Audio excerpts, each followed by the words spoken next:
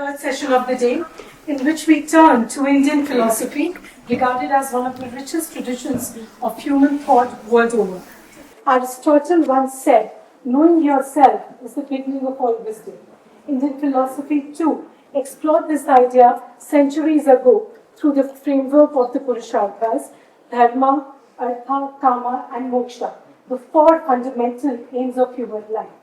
And for this session, we have with us Gurcharan Das and Dr. Alka Pande. We welcome both of you. So, Gurcharan Das needs no introduction. I've already introduced Sir in the session earlier. And Dr. Alka Pande is an art historian who has been passionately involved with the world of art for more than 3 decades. She taught art history at Punjab University for more than 2 decades and also at Delhi College of Art and National Institute of Design.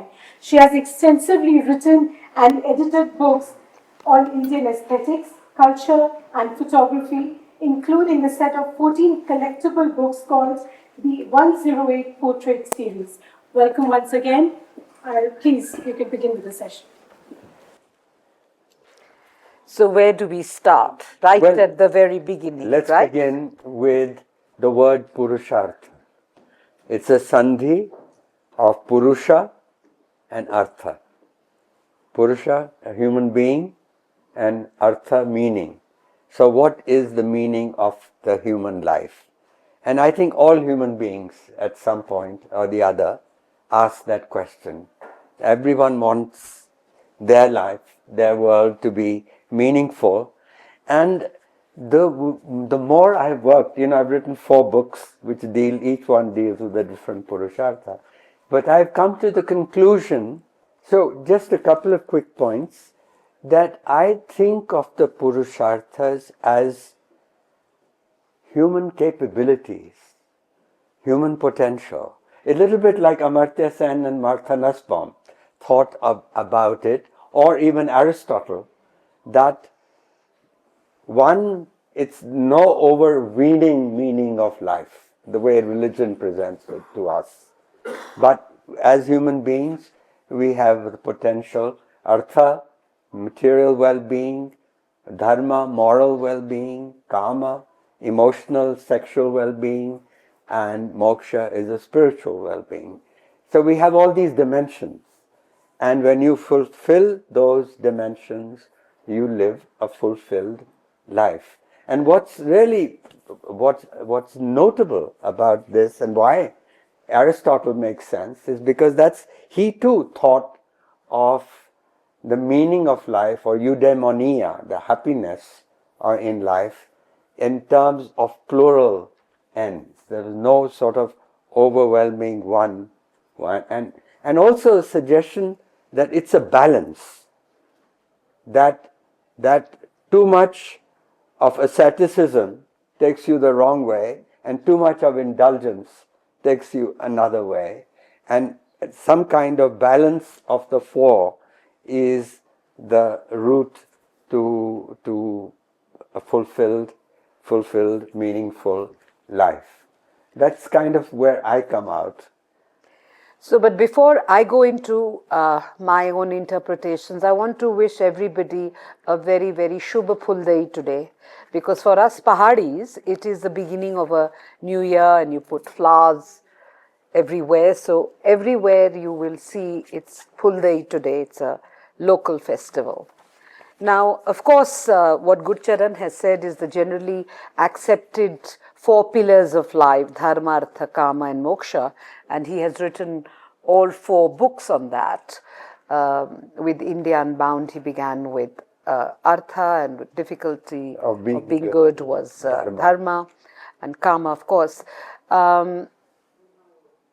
But I want to look at the Puruṣārthas primarily through the lens of how it has been said in the Kāma Sutra, because that is my area of expertise, and I've written many books on the Kāma, whether there were these set of 4 books which were done by my friend Ravi Singh of Speaking Tiger, lovely set of books, and Kāma Sutra from the gaze of a woman, Kāma Sutra from the quest of love as written or put together really, because Kāma Sutra is a text of the words of many, many sages through the years, from Uddalaka to various other people, Lansdane. There are so many people who've written about it. It's almost like the Ramayana, which has been written and interpreted by many people.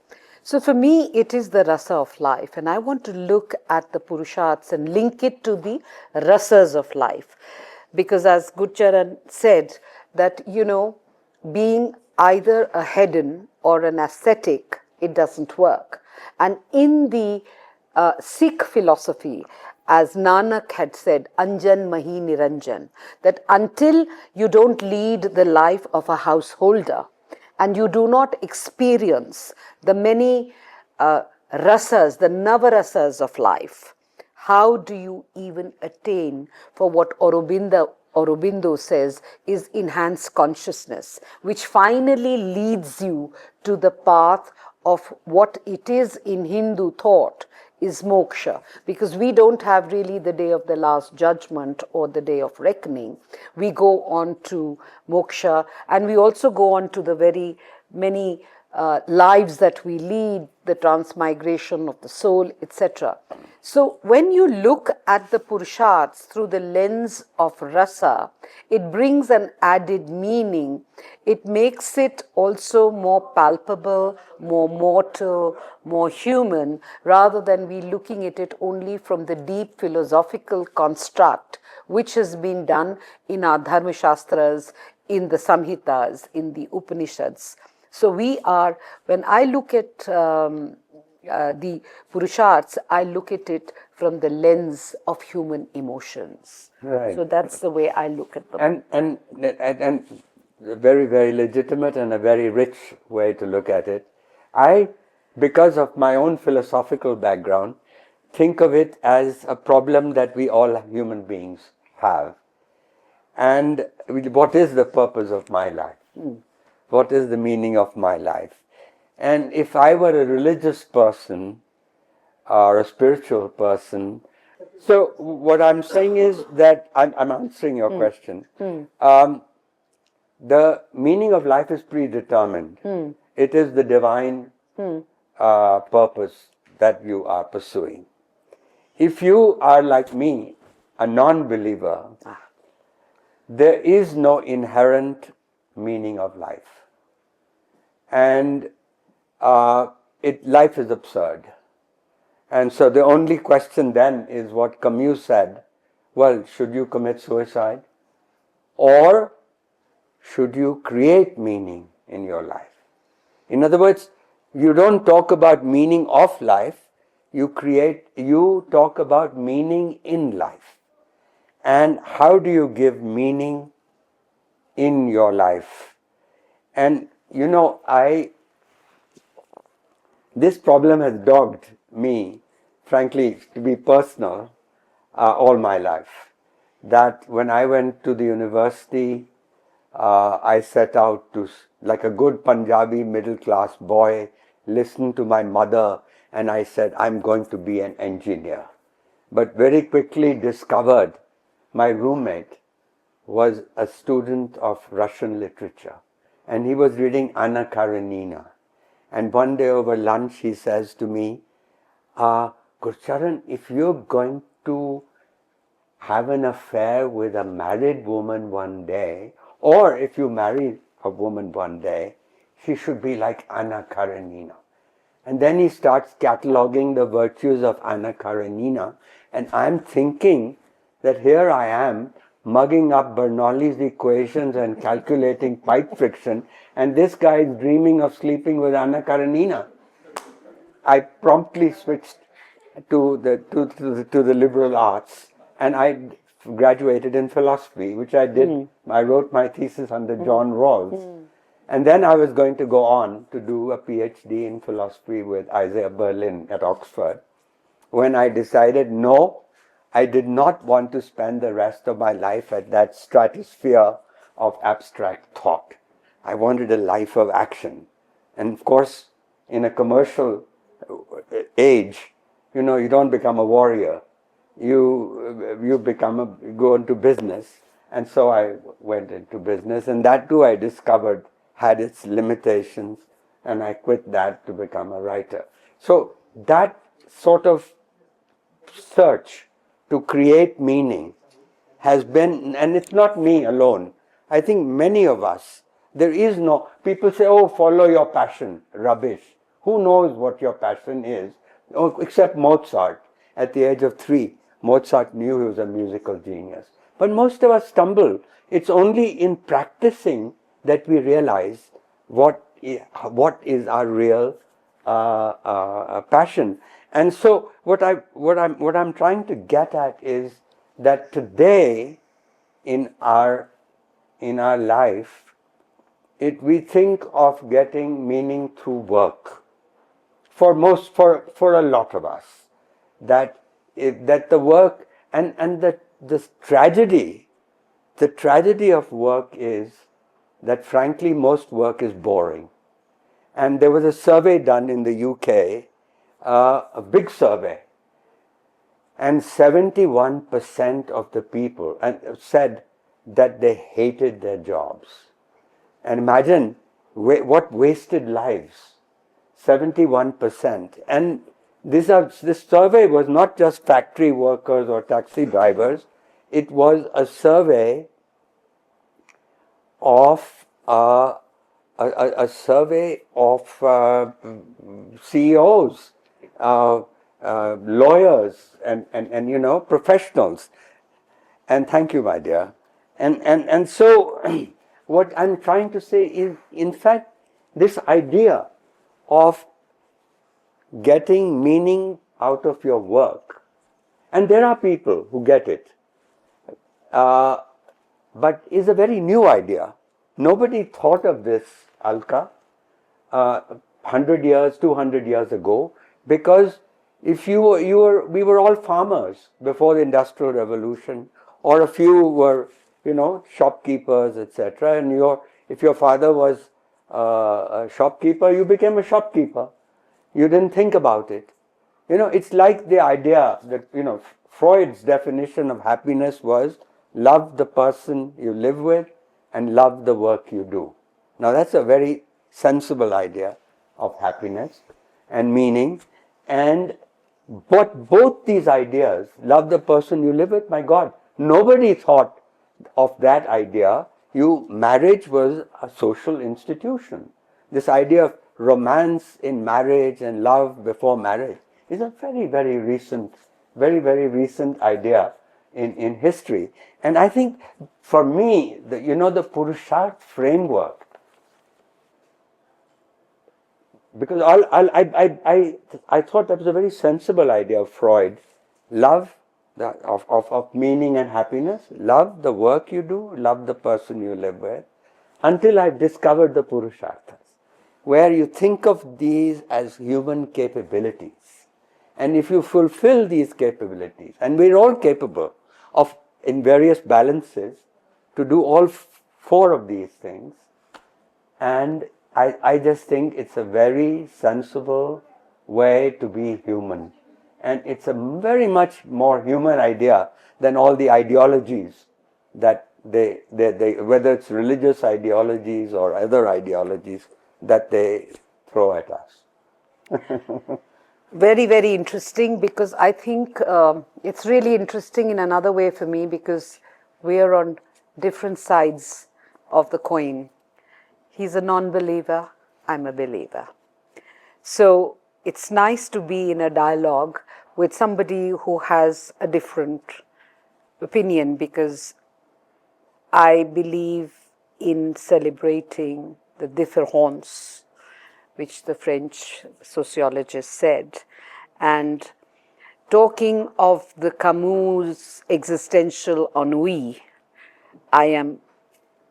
there was a point when we were young and we all read Camus, and we all thought we were the cockroach on the wall. But I think I don't really agree with you there so much, Gurcharan, that falling in love is a recent phenomena. We have marriage in love is a recent phenomena. I said falling in love is as old as history. But if you go back to the Kāma Sutra and you look there, Yeah. you also see that there is, in the various books that they have, out of the 7 books, only the second one is on sexual union, but also there's courtship and marriage. So I feel that the ancients knew the different emotions, and there was, because love and desire it goes back to the dawn of civilization, where there is Brahma who sees the daughter he's created and feels the stirrings of desire. So there again, I look at Ras Manjari, Yes. you look at all our miniature traditions that we have, you look at the Gita Govind, you have all kinds of love. So there again, No, but we are not at all in disagreement, because I think that's one of the human. Yeah, so when you say love and marriage, I think there always was.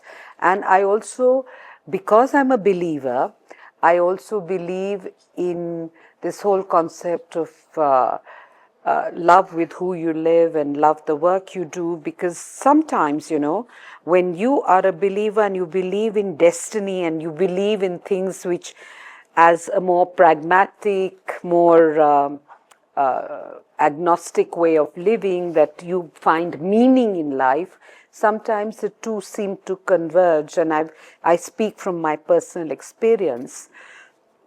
And I think I will use believers' language and say I feel blessed, and I think of the Kripa Drishti, which is so much part of the Hindu thought, that what you need is grace. And agar Kripa Drishti hai, then everything happens. So in my life, it's been lovely for me that my work and my life, they seem to be one. And I don't think... It's wonderful. And I tell you, Alka, I'm one of those who actually respects believers and who just feels that he has not had the gift of grace. My father was a mystic, by the way.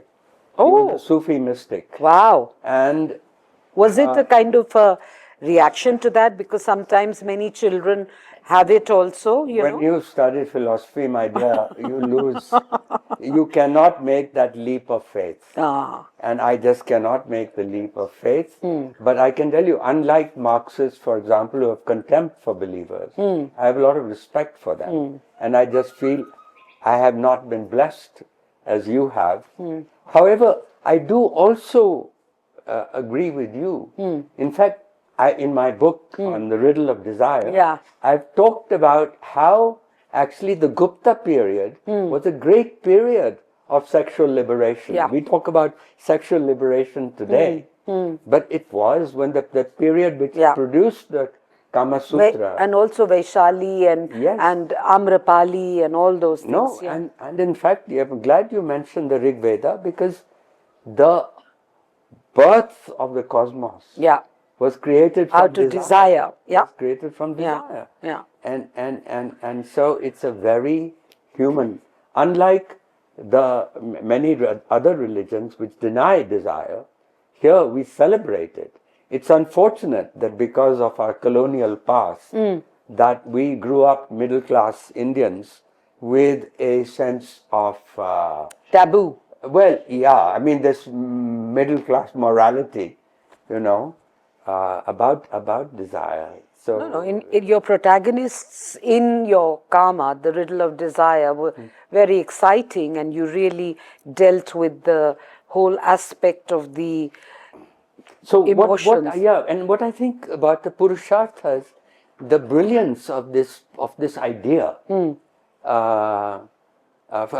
It actually no one's an author of this idea, because it comes up first time in the Rig Veda. The idea of and at that time it was 3 varga. For 1,000 years, it was the first 3, Artha, Dharma, Kāma. Moksha was the 4th one added later, after 800. I mean, Rig Veda is 1500 BC, and the Rig Veda, the mental experiments that begin with the Upanishads is when the idea of moksha is added, which is a search for inner freedom.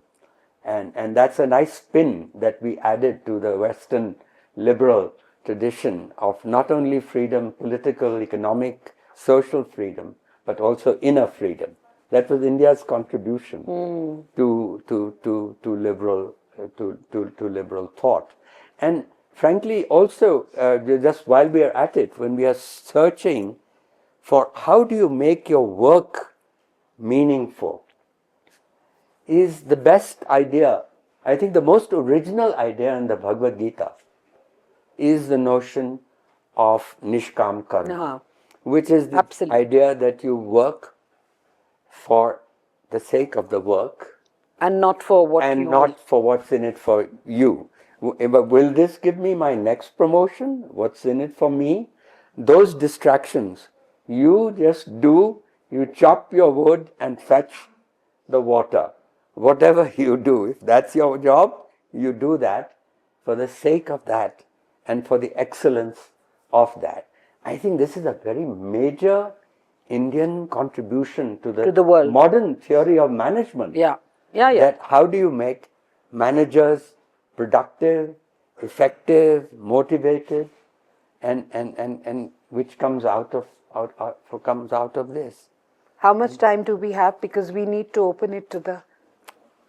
Can't see that. We have 10 minutes. 10 minutes. So should we open it to the house? Why not? Because it's much better. It's good. We've been talking enough, and I think we've shared our diverse views, which are very important. And we'll, I think with the young people in particular, if they have any questions which they'd like to ask, or even differences, which is even better. And this is all of life. So the way we live, because so far away and so relevant because we've had sessions on AI with machine learning becoming so big in our lives, and our dependency on machines for our emotions as well, because I see people are talking less and less to each other. They're only sending WhatsApp messages of good morning or forwarding messages telling them or indirectly informing them. And now even wedding invitations come through WhatsApp. Those wonderful days when people would come with a box of mithai and welcome you to their homes, it's all gone. So I think it's even more relevant. Here we are. As a non-believer, what are the foundations of morality for people who are non-believers? For believers, you have the scriptures and you have the religious traditions that you hear what is right and what is wrong. Correct. What are the foundations of morality for us? Very good question. In my book, The Difficulty of Being Good, I raised this question and I studied it. And in fact, both Plato asked the same question, and so did one of the characters in the Mahabharata asked the same question to Bhishma. And in both cases, the answer is that there was no single individual or a god or anyone who, I'm talking Plato, which is pre-Christianity, that there was responsible. In other words, the idea that you get morality through religion is a later idea. Morality existed before religion. And there is a universal, as a part of our conscience, as our reflexive consciousness, we all have a second voice, which is judging us, judging others. Oh my God, did I say the right thing? You know, why did she disagree with me? And so we always are this thing. So the notion, the moral notion of right and wrong is universal. And that's why, surprisingly, if you see most traditions, religious and non-religious, they agree on the few fundamental things about the moral life. And the moral life, of course, concerns the other person, how we treat another person. If you are on an island, uninhibited, of humans or animals, the question of morality would not arise. And so the idea that you don't kill others, you don't hurt others, you tell the truth, are universal. So you don't need religion to have morality. You know, it's an easier path for the believer because we've got it all laid out. You know, it's not, it's not like how he said, you have to find meaning in life. For us, there is already a meaning. For us, if you are a believer, we have it all laid out in our Shastras. No? How does your feminism relate to that? So, my feminism relates in the sense that, you know, now finally, within India in particular, I come from a generation where I was told what to do. The culture was that you, as a woman, you were told to serve. First your parents, then your husband, then your in-laws, then your children. But now the wonderful part, and I don't believe in I believe in empowerment. I don't believe in feminism. And I think that comes a lot from economic empowerment. You get the agency. And once you have the agency, at the cost of being very simplistic and essentialist, I will say that women have finally come into their own. They are no longer only following the tenets or Manusmriti, but they are also questioning themselves and they are also finding a meaning within their own inner spaces. So as an empowered woman, I definitely am making my own rules of morality. Earlier, it's a very personal thing, and my husband is sitting right here. He may not like what I say, but I think I have become, and we've reached a certain maturity that we also now listen to each other, which earlier it wasn't there so much. I think for men it is more difficult today because women have come on their own. When I had just got married and something happened and we would have an argument and he'd say, "Now, you should say sorry." And I'll say sorry because that's how I was trained. The other day something happened. I said, "You know, Mukul, I'm not that schoolgirl anymore. I'm not going to say sorry." There's another question over there. I don't mean it like that. But coming to your question was that now I have also understood the believer, the non-believer, and my own individual thinking. And I think morality is different to each individual. It's the context, it's your culture, it's where you are and who you are interacting with. The Gandhian way of slap me here, I'll follow the other thing will not work today. It may have worked then. So now you have to have a new Bible of morality. I would say that, thoughtfully. I have a question pertaining to when you say non-believer, how do you look at death, last rites, and afterlife? How do you understand that? Or how do you think about it? Like, you know, how would you? I know it's a very broad question. We don't think about that as much as when we're alive. But you know, these are the questions which have been asked to me because I think we all ask these questions, and as a non-believer, she wants to know how I would at least think about it. Frankly, I don't. Meaning that since life has no meaning, and I have to create meaning there, after death, there's nothing. So this is the life that matters.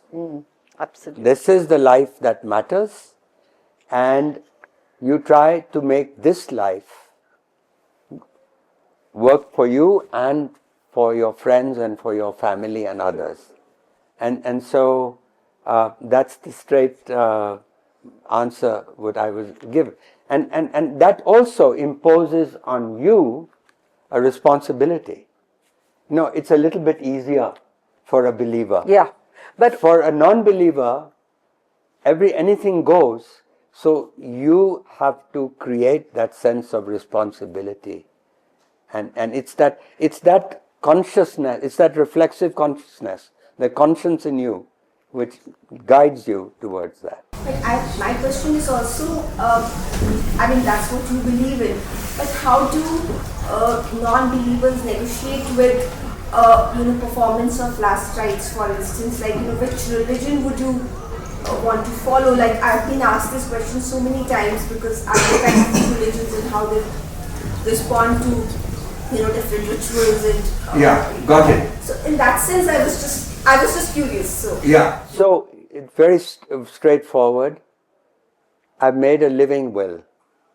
In that living will, I've said when I die, and my wife has also said the same thing, that we don't want to go through the process first of all of ventilators and all. We want to just die at home, and then we'll give our bodies to science for use as organs, and that's really the end. There are no rites or rituals because there are no such things. It's you. I happen to like the music of Bach. So when I'm dying, I've said in my living will, there's particular work of Bach that you'd I like want to be played. hear played at that time. The last sounds I want to hear. But that's how I kind of worked it out for myself. So it's really, I would say, as he said, easier for us believers, because then even if you're looking at this Buddhist philosophy of mindfulness, or whatever you are doing, it's the here and now. And then you live that life here and now, and you plan for the future, and then you plan to pass over, because for the believers, the sannyas, which is in the 4 stages of your life, from vanaprastha and how you move, because I remember reading in his book, The Melancholy of Vanaprastha, he had written that particular phrase. But in sannyas, you're actually preparing, and you're preparing for a different way of passing over. But if you look at the Swedish way today, you're actually celebrating death. People are actually having a party. So these are various ways of how we are negotiating with our lives, whether you are believers or non-believers. Us non-believers believe that the so-called rituals after death are essentially a municipal issue. How do you do with the dead body? You do it in the most convenient way. It's only if you do have belief, then you think, oh yes, what will happen after, etc., and how your current life affects your so-called future. But you don't even have to give the responsibility to the municipality. I'm saying you give it to science. So you can imagine a believer staying with a huge non-believer, and I do all my rituals and everything, and he does what? And we are in beautiful, peaceful coexistence, But AI makes it even more complex, since we were speaking about it. There's so much talk about, digital immortality, and then you leave this legacy behind, and then you can still talk to the bots, and so much. So it becomes even more complex in that sense. So I was just curious about it. AI has to be understood a little better. Okay, I think it's time. That was a fascinating exploration of ideas. Heartfelt thanks to Mr. Das and Dr. Pande for sharing their wisdom and insights with us. May I now request Ms. Richards, Principal of All Saints College, Nainital, to please come forward and facilitate our guest.